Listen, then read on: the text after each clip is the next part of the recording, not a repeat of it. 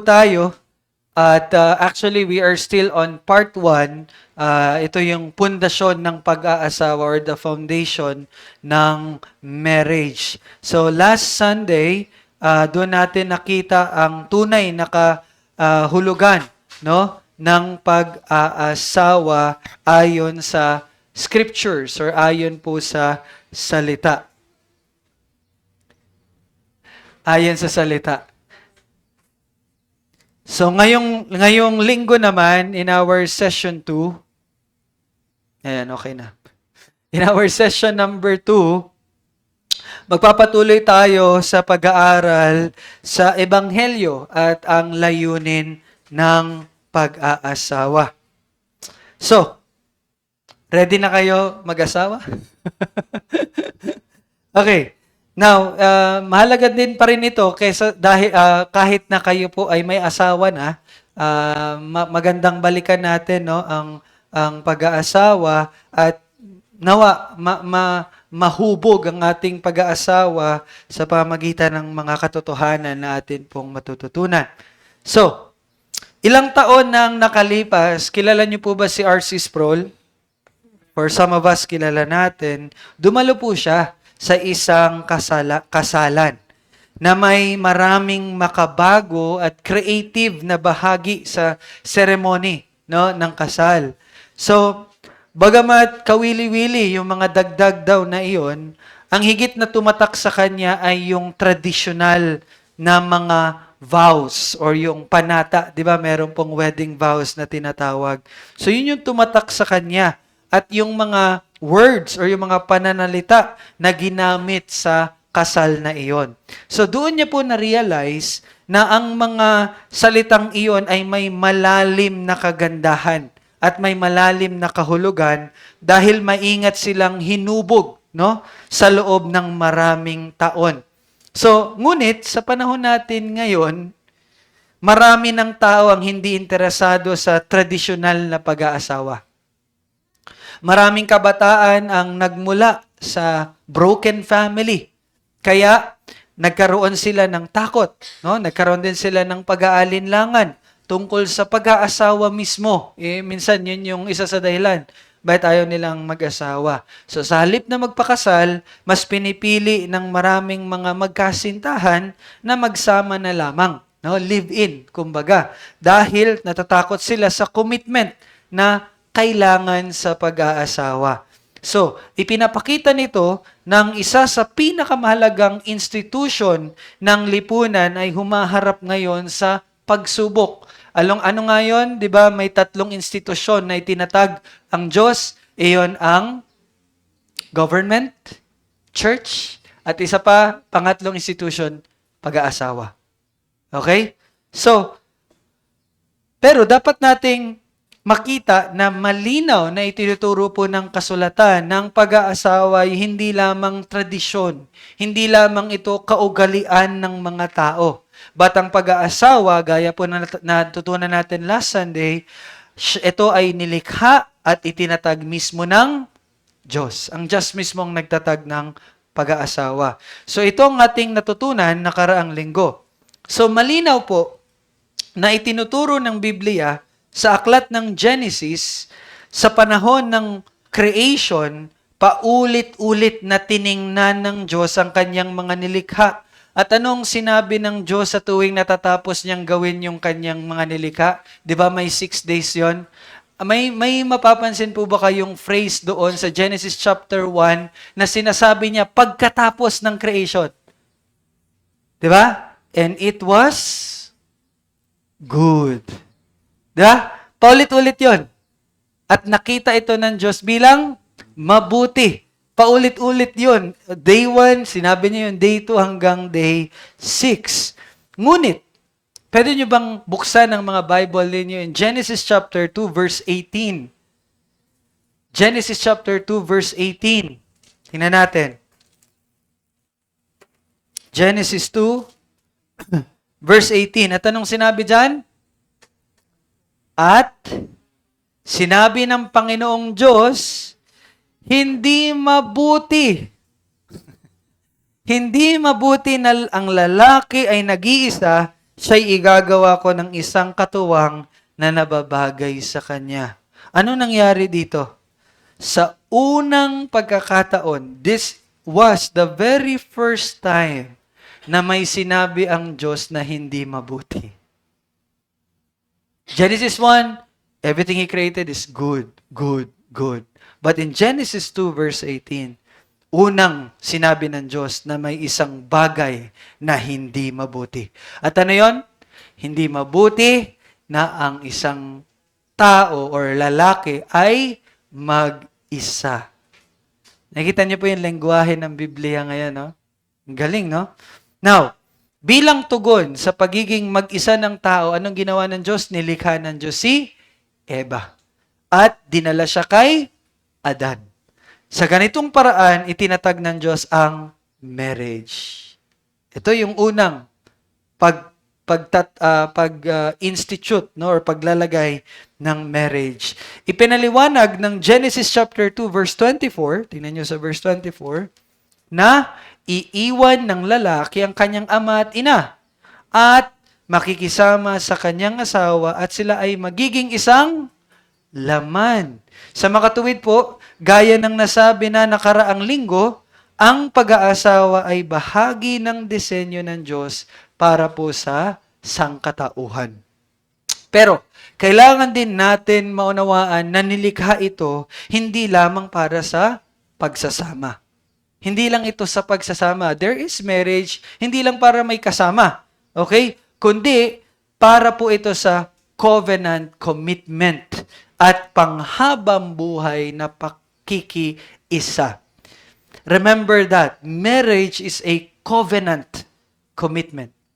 Okay? And it is a lifelong unity or yun nga, pagiging or pagkakaisa ng isang lalaki at ng isang babae. At mahalaga na tumatak ito sa inyong isipan, lalo na sa mga hindi pa kinakasal.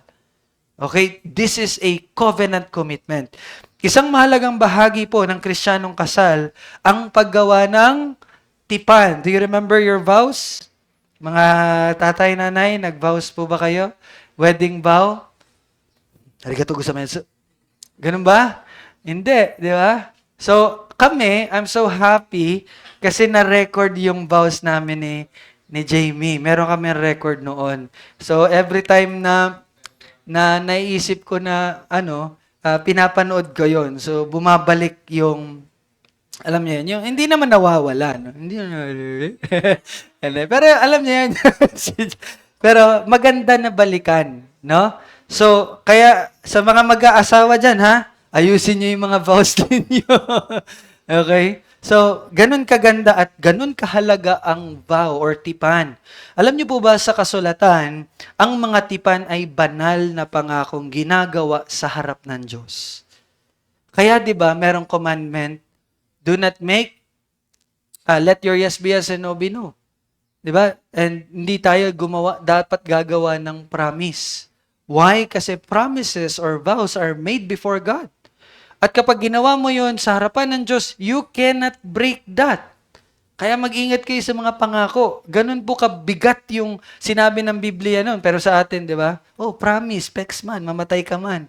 Ganun sinasabi natin. Di ba? Pero, you know what? In the real sense, promises are made before God.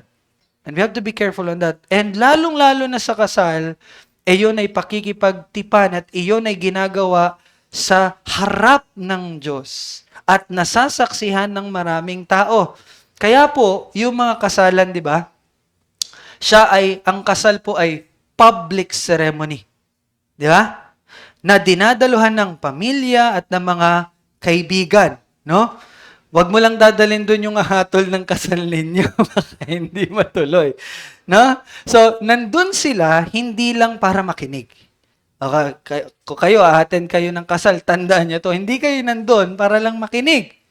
But, nandun kayo upang tumulong na paalalahanan ang mag-asawa sa kanilang tipan, sa kanilang pangako. You are witnesses. Ganon kahalaga yon. So, wag lang kayo pupunta doon para sa lechon. Wag, no? Okay? So, Again, we are witnesses. Kaya may malaking pagkakaiba ang simpleng private na paghahayag ng pag-ibig sa pampublikong paggawa ng taimtim na panata sa harap ng Diyos at ng ibang tao. Magkaiba yon. Sa pag-aasawa po, nangangako ang mag-asawa na iibigin, pararangalan, at mananatiling tapat sa isa't isa. At ang mga panatang ito ay hindi basta pangkaraniwang pangako. Hindi lang siya para may masabi, kundi mga banal or sacred na commitment ng isang lalaki sa kanyang asawang babae at asawang babae sa kanyang asawang lalaki before God. It is a commitment before God. Okay? So, tinatawag ito na banal or sacred kasi po ang mga mga panatang iyon ay gagawin nila hindi lamang sa harap ng tao, kundi sa harap mismo ng Diyos. Sa biblical po na understanding ng pag-aasawa, ang panata ay mga pangakong tipan na nagbubuklod sa mag-asawa sa ilalim na otoridad ng Diyos. He is in authority over that. Kaya po ang mga ito ay banal na pagtatalaga na nagpapakita ng katapatan, pag-ibig at panghabang buhay na debosyon. That's why it's a lifetime. Kaya nga sa huli, till your death. till ano yan? Till death do us part. Ganun ang halaga nun. Kaya nga sabi ni R.C. Sproul, ang mas naging highlight niya nung nag-attend siya ng wedding, yun. Yung vows ng lalaki at ng babae. No? 'Di ba? Ang pag-aasawa po ay tinatag mismo ng Diyos. So we learned that last Sunday, no? Kaya po banal ang mga panata sa kasal dahil kasama ang Diyos bilang saksi. Not only yung pamilya nyo at mga kaibigan nyo, but God Himself is the witness. Siya mismo ang saksi. No? At banal ang pag-aasawa dahil ang nagtatatag ang mga ito ng isang tipan ng relasyon. Yun nga, yung covenant commitment. At dapat itong tuparin ng may katotohanan at katapatan.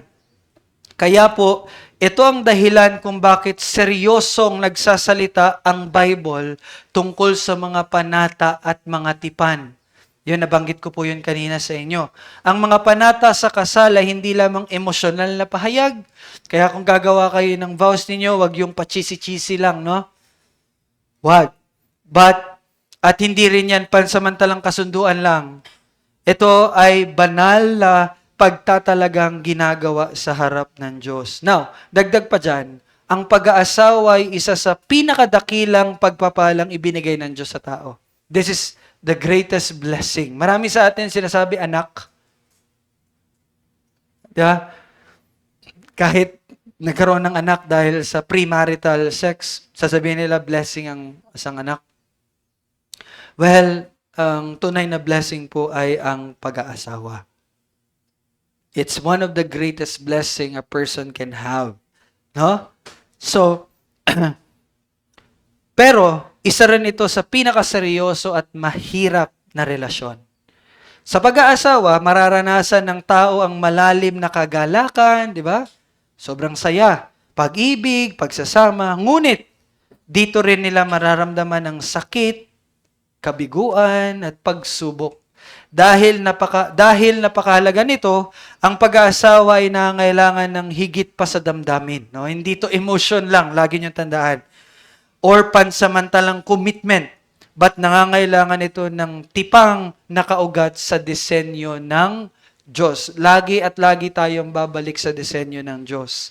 Pero nakakalungkot po, maraming nag-aasawa or pag-aasawang nasisira. Why? Dahil nakalimutan na ng lipunan natin ang banal na kalikasan ng pag-aasawa. Yun ang nawawala ngayon. Naririnig nyo, di ba? Marami nagsasabi, marriage, papel lang yan. May naririnig na kayong ganyan? Ano lang yan? Formality lang naman yan. They are very wrong with that, no? Marami. Pero you know what? Marami ding mag-asawang nananatiling magkasama, marami pa rin ang may matinding suliranin sa kanilang relasyon. So pinapaalala nito sa mga Kristiyano na hindi dapat basta-basta na lamang ang trato natin sa marriage. Huwag natin itong basta-bastahin. Huwag natin itong madaliin. Pero next Sunday, baka magulat kayo, mamadaliin ko na kayo. we have to find a balance on that, no? Pero I learned kasi pine-prepare ko na yung para sa next Sunday. Actually, patapos na. So, natutunan ko doon, hindi dapat pinapatagal ang marriage.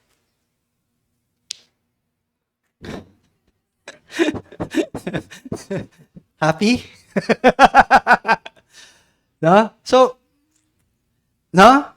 We will learn that. Pero, hindi siya basta-basta itatrato na kung sino-sino na lang. No, yun ang ibig sabihin dito. Pero, to tell you in advance, para bumalik kayo next Sunday, joke lang. To tell you in advance, marriage must not be prolonged. Natutunan ko nga, pwede, no? After graduation, kasal. That's better. So, we will see that next Sunday. Nakasmile si Gab. Okay po. So, laki ng smile ni Gab. Okay. So, balik tayo. No? Now, upang mapatatag ang pag-aasawa, kailangang bumalik ang mga mananampalataya sa biblical na pag-unawa nito. So, kaya nga sabi ko kanina, bagaman kasal na kayo, kailangan nyo pa rin itong pag-aaral na ito. Kasi kailangan nyo bumalik doon sa biblical understanding of what marriage is, no? Ang pag-aasawa ay itinatag ng Diyos, pinapasok sa pamagitan ng banal na mga panata ng tipan at isinasabuhay sa harapan ng Diyos mismo. Remember that, no? Yung mga parents natin na kasal na. Ngayon, meron ako ibibigay na 3 paraan kung paano binabago naman ng gospel ang pag-aasawa. Paano nakakaapekto ang gospel sa pag-aasawa.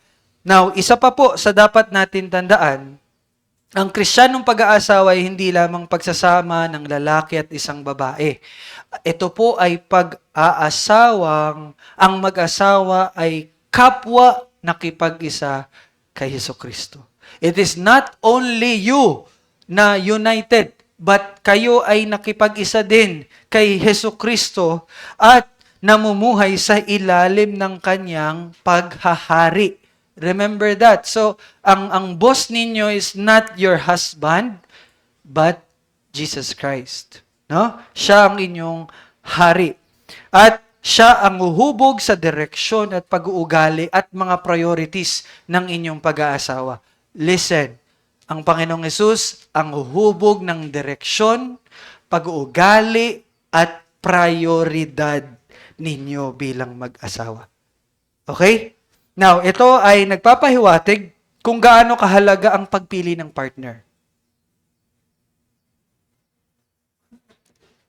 Okay? Kaya again, ulitin ko, naputol ako eh. Nagpapahiwatig ito sa atin kung gaano kahalaga ang pagpili ng partner na kapwa mananampalataya. That's why it's very important na mag-obey tayo kay Lord na ang ating partner, ang ating asawahin must be a believer. Siguraduhin mong believer ka. Baka naman yung partner mo, believer, ikaw hindi. Okay? So again, kaya kung nasa pag-aasawan man na ang kabiyak ay hindi mananampalataya, okay, I'm talking to those na nag-asawa na, pero ang partner nila hindi mananampalataya, pinapahiwatig nito ang pagsisikap na patuloy mong ipagpanalangin at mamuhay bilang liwanag na umaasa sa pagkakaligtas ng iyong kabiyak sa biyaya ng Diyos. Now, kung sinabi ko man yon, hindi ibig sabihin nun na, so pwede pala ako mag-asawa ng hindi mananampalataya. Kasi meron pa ring provision. No. If you're a Christian, at Kristiyano ka na, bago ka kinasal, you must obey the Lord. Asawahin mo yung mananampalataya. Pero kung ikaw, hindi ka pa mananampalataya, nagkaroon ka na ng asawa, and years later, naging mananampalataya ka, yung asawa mo hindi pa rin, doon lang mangyayari yung provision na yon. Na you pray for him or her, mamuhay kang liwanag for her or him, at umasa ka sa biyaya ng Diyos. Doon pa lang papasok yun. Okay? Baka kasi mamali niyo yung sinabi ko, ha? Hindi po. So, dapat nating makita na kapag tunay na binago ng ebanghelyo ang mag-asawa, nababago rin ang paraan ng kanilang pakikitungo sa isa't isa.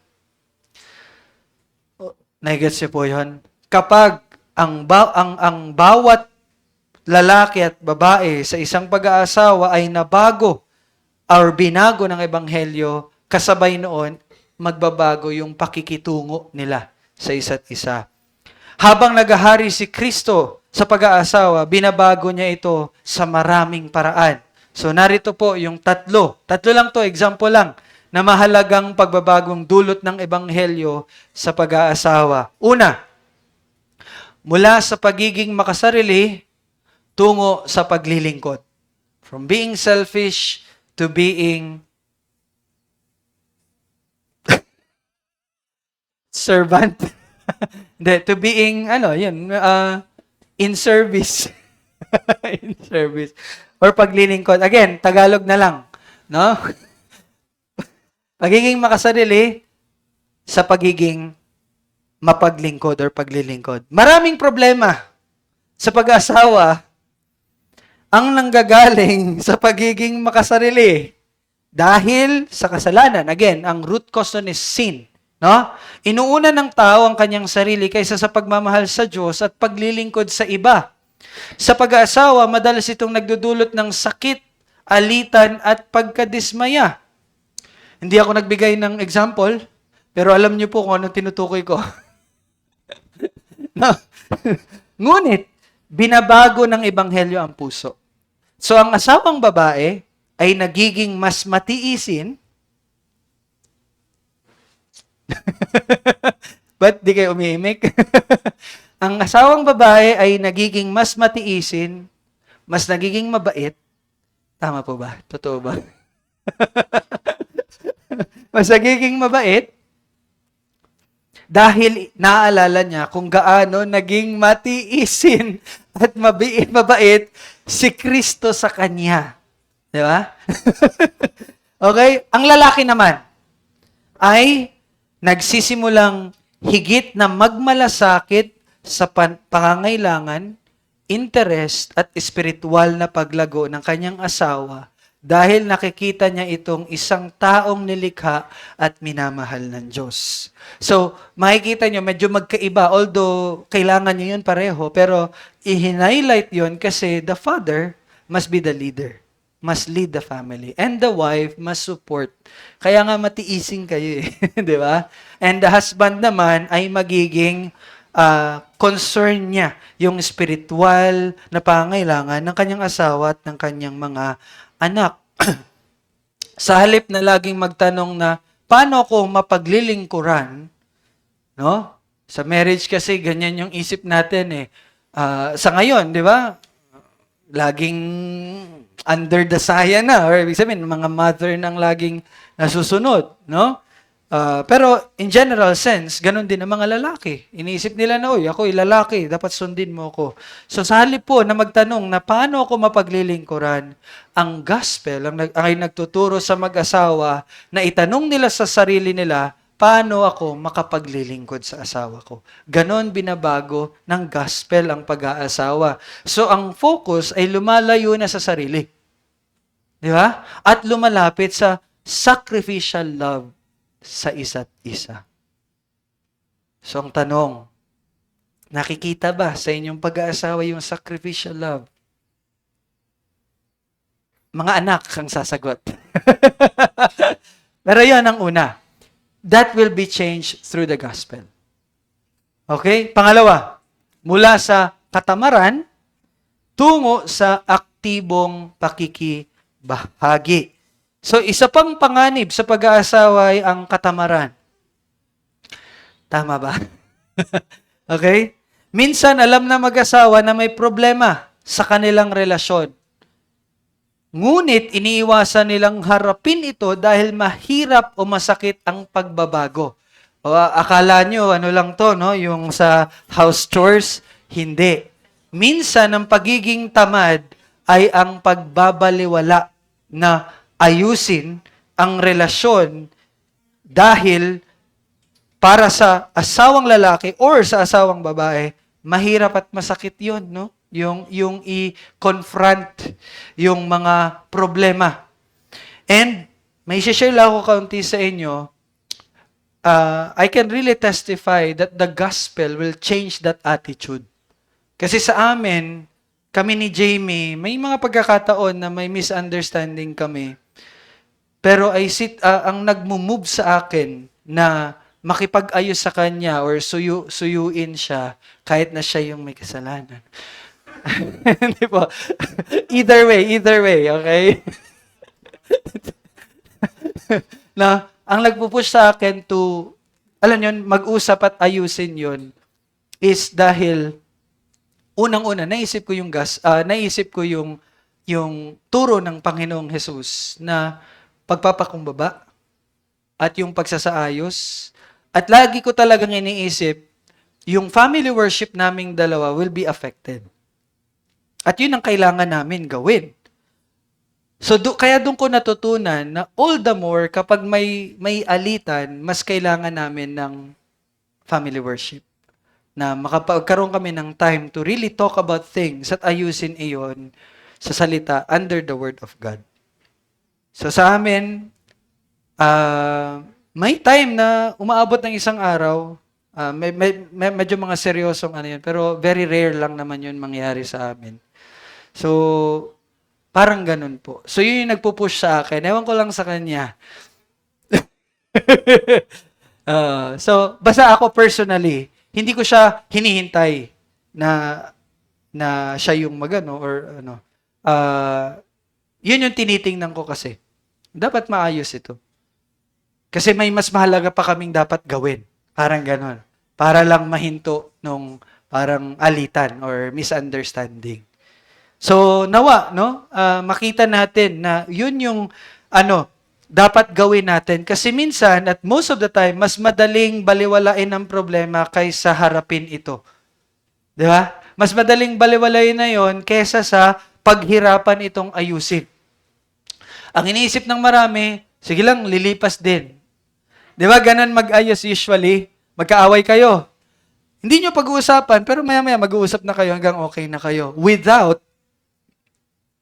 na hindi pinag-uusapan yung problema. Alam nyo, mali yun. Why? Babalik yun eh. Babalik yan. Hintayin nyo, mag-away ulit kayo, raratratang ka na. No ka na! Ganun. Babalik yan. Kaya, wag nyo yung isasantabi. You must solve it. Harapin ninyo iyon sa salita ng Diyos. Ganun po yun. Diba? Nakikigets nyo po yun? Madalas sabihin ng katamaran, di naman seryoso yan. O kaya sinasabi ng katamaran, ayusin ko na lang yan sa ibang araw. Ngunit ang ganitong pag-iisip ay humahad lang sa paglago ng pag-aasawa. No?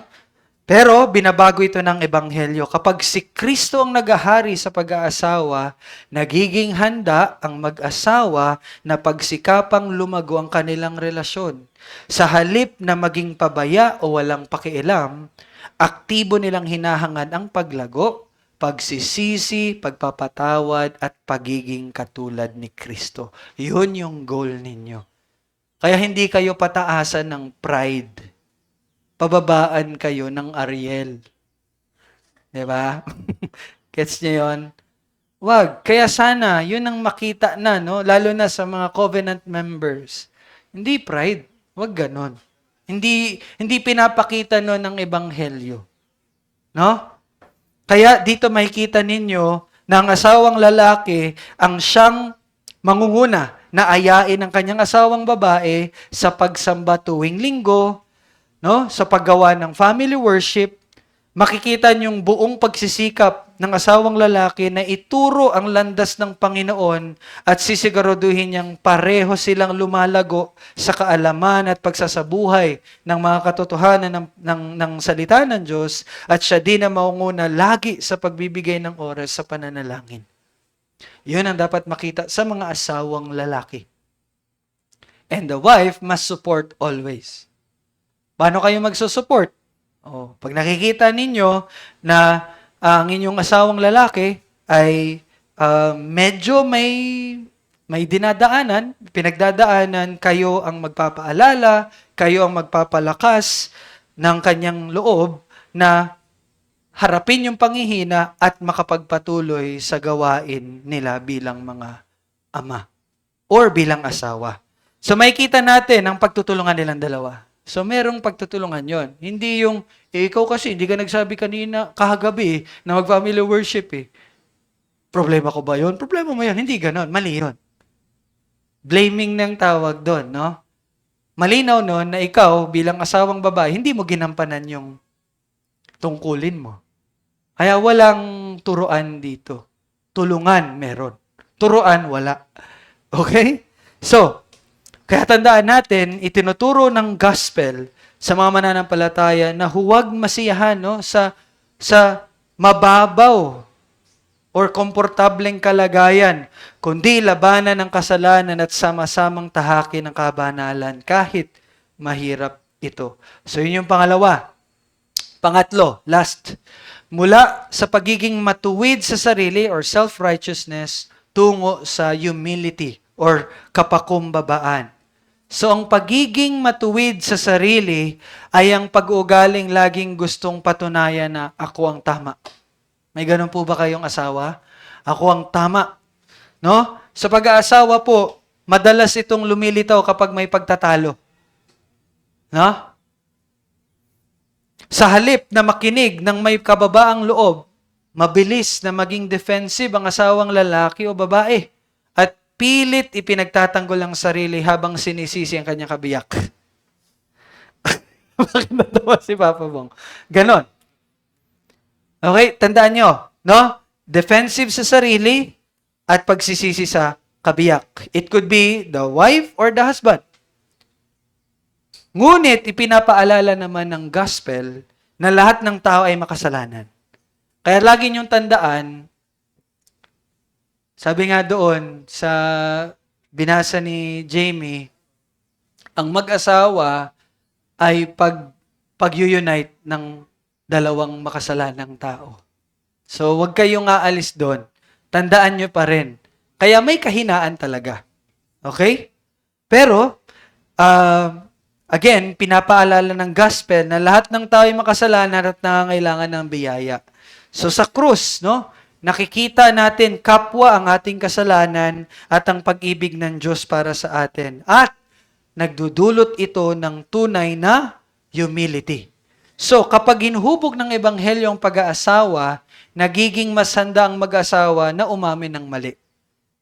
Yun na nakikita niyo di ba? Yun yung pinapakita ng gospel So, kapag kayo, rooted kayo sa gospel, makikita nyo at magiging handa kayo to confess your sins. At magiging handa kayo na humingi ng tawad. At makikinig kayo ng mabuti sa isa't isa. Sa halip na laging ipagtanggol ninyo yung sarili ninyo, nagpapahinga kayo sa biyaya ni Kristo at sama-samang maghahangad ng kapayapaan at paglago within your marriage. Kaya kapag ang pag-aasawa ay nagsimulang nakaugat sa ebanghelyo, unti-unting nababago ang buong relasyon. And I hope na nakita niyo yun sa pag-aasawa ninyo. Ang pag-uugali, mga prioridad, at mga kilos ng mag-asawa ay nagsisimulang magpakita ng karakter ni Kristo. So yun ang dapat nakikita sa asawang lalaki at sa asawang babae. Christ-likeness. Kaya tandaan natin, walang mas dakilang pagpapala sa pag-aasawa kaysa ang pagkakaroon ng Panginoong Hesukristo bilang tunay na pinuno dito. The greatest blessing that your marriage can have is not house, hindi pamana mula sa magulang ninyo, hindi yung maraming pera, but the greatest blessing that a husband and a wife can have is that they have the Lord Jesus Christ as their Lord and Savior. Yun ang tunay na pagpapala. Hindi iyan sa pagkakaroon ng maraming pera, maraming tagumpay, kundi sa pagkakaroon ng relasyon, both ng asawang babae at asawang lalaki, at paghahari ng Panginoong Hesukristo sa kanilang relationship. So mag-asawa kayo ng kapwa mananampalataya. Lastly, sa ating pagpapatuloy, ang pag-aari ng Panginoong Yesus ay nangangahulugang may nararapat na sundin at gampanan ng mag-asawa. So kanina, nagkaroon na ng pahapyaw no, sa tungkulin ng asawang babae at asawang lalaki.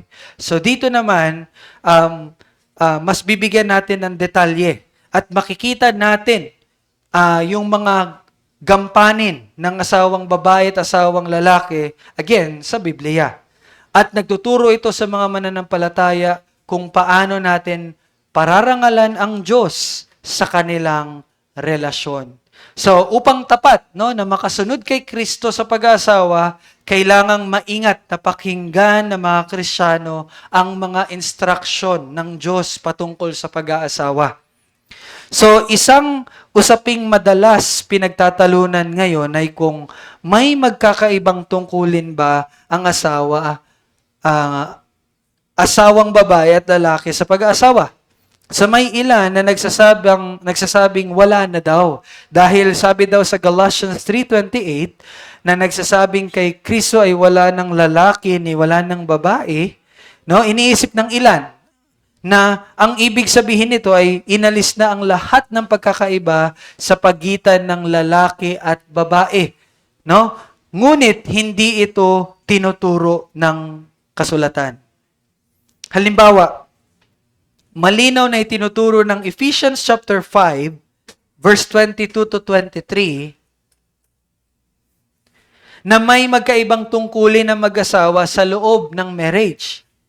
Ganon din ang tinuturo sa 1 Timothy 3, verse 1 to 13. Pwede nyo yung basahin kung gusto nyo, no? Na ang katungkulan ng elder ay para lamang sa mga kwalipikadong lalaki. So, doon po sa 1 Timothy chapter 3, ang mga magiging pastor or elder ng isang church ay para lang sa mga qualified na mga lalaki. Kaya hindi maaring ang ibig sabihin ng Galatians 3:28 ay tuluyang nawala na ang lahat ng pagkakaiba ng lalaki at babae. No? So, ang pangunahing punto ng Galatians 3:28 ay pantay-pantay ang lahat ng mananampalataya sa halaga, sa harap ng Diyos, at parehong tumatanggap ng kaligtasan kay Kristo. It's about salvation, yung Galatians 3:28. No? Pareho silang tagapagmana ng mga pangako at pagpapala ng Diyos sa Ebanghelyo. So, ipinapaliwanag naman ng Ephesians 5, verse 22 to 23, ang magkaibang tungkulin sa pag-aasawa. So ngayon, ang asawang babae ay tinatawagan na magpasakop sa kanilang asawang lalaki. So, unahin muna natin yung mga babae. So, sila ay magpapasakop sa kanilang mga asawang lalaki na gaya sa Panginoon. So, gaya ng pagpapasakop nyo kay Kristo, ay magpasakop kayo sa inyong mga asawang mga lalaki. At sa mga lalaki naman, tinatawag sila na ibigin ang kanilang mga asawang babae, gaya naman ng pag-ibig ni Kristo sa iglesia. Kaya dito nyo makikita na ang both man, or wife and husband, must be a believer. Kasi hindi nyo marereflect ito kung hindi kayo mananampalataya. Paano mo marereflect yung pagmamahal ni Kristo sa iglesia kung hindi ka naman mananampalataya ni Kristo? Paano mo marereflect, ikaw na babae, yung pagpapasakop mo sa iyong asawa na nagre-reflect ng pagpapasakop ng church kay Kristo kung wala naman tayong Kristo? Nakikita niyo po yun? That's why a marriage, lalo na kung Kristiyano ka, must be a Christian marriage. Okay? So isa ito sa proof na ang pag-aasawa ay dapat kapwa mananampalataya. Ngayon, asawang babae, napakahalaga po ng phrase na sinabi sa Ephesians 5 na gaya sa Panginoon. Magpasakop kayo sa inyong asawang lalaki na gaya sa Panginoon.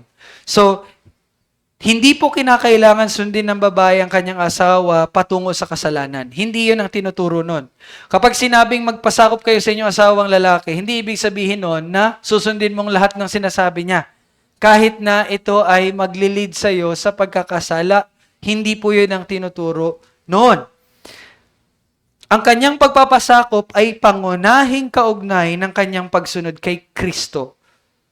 So, ibig sabihin, hindi ito dapat mag-lead sa iyo sa sin, but mag-lead sa iyo sa pagsunod mo kay Kristo.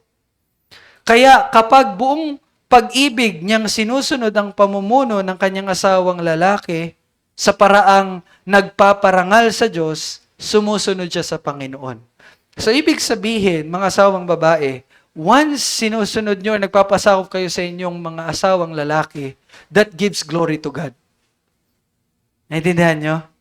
Kaya, huwag nyo po yung baliwalain.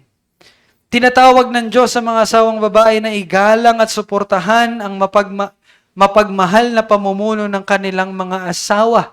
No? So, ang ideya po ng pagpapasakop sa pag-aasawa ay kaugnay ng order.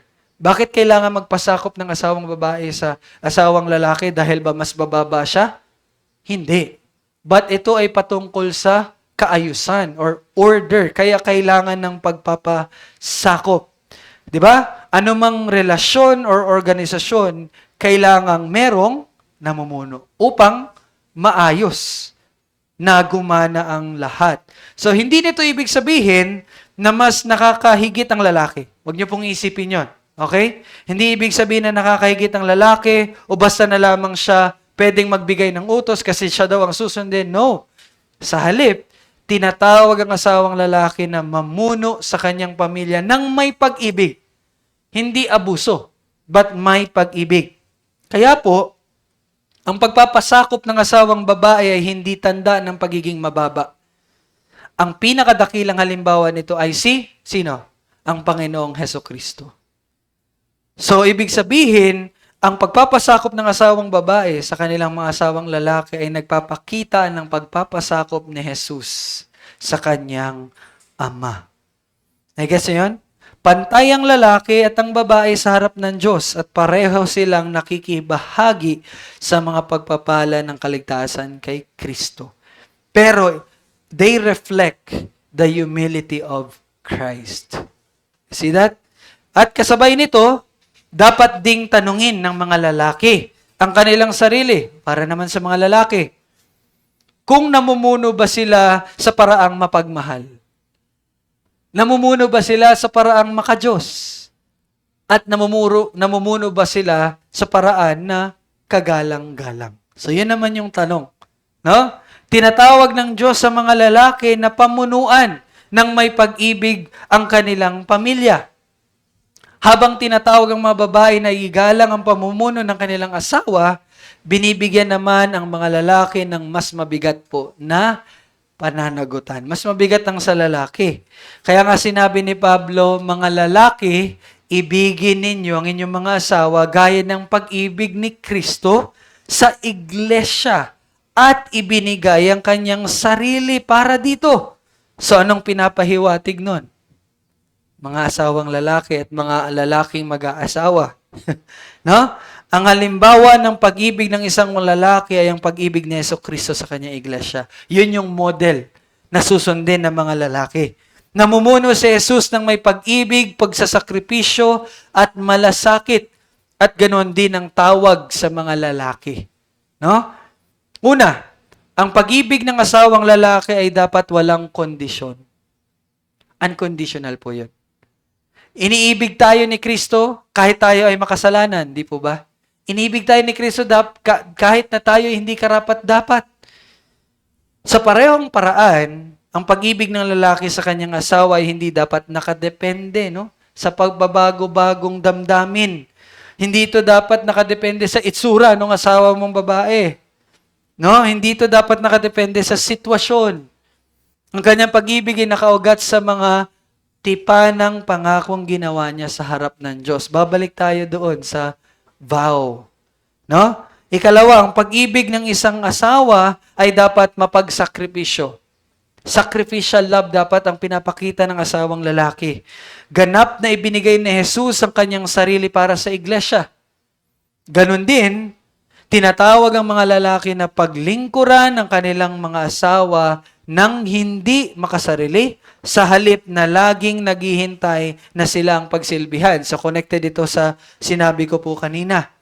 Ang makajos na asawang lalaki ay handang tumulong, handang magsakripisyo, at handang unahin ang pangangailangan ng kanyang asawa at pamilya kaysa sa sarili niyang kaginhawaan. Yon ang dapat makita sa isang asawang lalaki. Ikatlo, dapat higit na iniisip ng asawang lalaki ang espiritual na paglago ng kanyang asawa at kanyang mga anak. Iniibig ni Kristong iglesia, di ba? Upang gawin itong ano? Bakit namatay si Jesus para sa iglesia? Upang gawing ano ang iglesia? Upang gawing banal, blameless, and holy. Di ba? At dapat hikayatin ng mga lalaki ang kanilang pamilya na lumago din sa pananampalataya, repentance, at pagsunod sa Diyos. Kasi ganun ang ginawa ni Jesus para sa iglesia. Pero hindi natin ililigtas ang ating asawa. But in the sense, we will lead them to Christ. Okay? Kaya ngayon, yung mga may asawa na, i-check nyo na. Na, ganun dapat ang gagampanan ng asawang babae at ng asawang lalaki. Sa pag-aasawa po, madaling ituon ng lalaki ang pansin sa pagkukulang ng kanyang asawang babae or vice versa, no? At ganoon din naman ang asawang babae. Maaaring magreklamo ang lalaki na hindi sapat ang pagpapasakop ng kanyang asawa, habang maraming reklamo naman ng babae na hindi sapat ang pagmamahal ng kanyang asawang lalaki. Sa halip na laging tumingin sa pagkukulang ng isa't isa, dapat munang pagtuunan ng bawat mananampalataya ang pagtupad sa mga pananagutang personal na ibinibigay ng Diyos sa kanila. Bago ka mag-demand, di ba ikaw, you must lead me, you must love me and lead me.